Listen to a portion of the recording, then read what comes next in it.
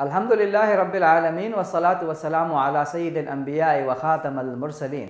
محرم الحرام عاشورہ اور کربلا کی یاد تازہ کراتا ہے۔ کربلا کی یاد تازہ کراتا ہے اور کربلا کی یاد میں امام عالی شان سیدنا الحسین رضی اللہ تعالی عنہ کی قربانی کی یاد دلاتا ہے۔ وہ قربانی جو رہتی دنیا تک قیامت تک آنے والے انسانوں کے لیے مشعل راہ ہے۔ اس سیریز کے ذریعے سے ہم آپ کو بتانا چاہتے ہیں کہ امام حسین ہمارے ہیں، ہم اہل بیت سے محبت کرتے ہیں۔ سیدنا ابو ہریرہ رضی اللہ تعالی عنہ بہت بڑے صحابی، عظیم الشان صحابی، ان کے بارے میں معروف ہے کہ وہ اپنے کپڑوں سے امام حسین رضی اللہ تعالی عنہ کے قدموں کا غبار صاف کیا کرتے تھے۔ ابو ہریرہ رضی اللہ تعالی عنہ امام حسین کے قدموں کا غبار اپنے کپڑوں سے صاف کیا کرتے تھے۔ امام عالی شان کے گھوڑے کی لگام سیدنا عباس اور اس کے بعد سیدنا عبداللہ ابن عباس تھاما کرتے تھے اور اسے اپنے لیے سعادت سمجھتے تھے۔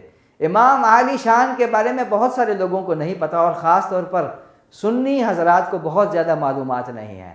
میں آپ کو بتاتا چلوں مختصراً، امام حسین رضی اللہ تعالیٰ عنہ نے 25 مرتبہ پیدل حج کیا۔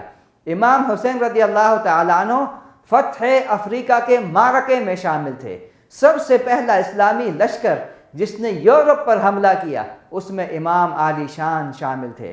جب آپ کی دنیا میں تشریف آوری کی اطلاع رسول اکرم صلی اللہ علیہ وسلم کو ہوئی تو آپ صلی اللہ علیہ وسلم دوڑے ہوئے حضرت علی رضی اللہ تعالیٰ عنہ کے گھر تشریف لے گئے۔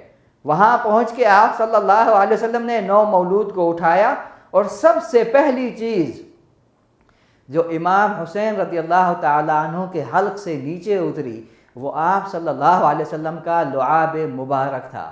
آپ صلی اللہ علیہ وسلم نے اس موقع میں حضرت علی رضی اللہ تعالیٰ عنہ سے پوچھا کہ اس نو مولود کا نام کیا رکھا ہے؟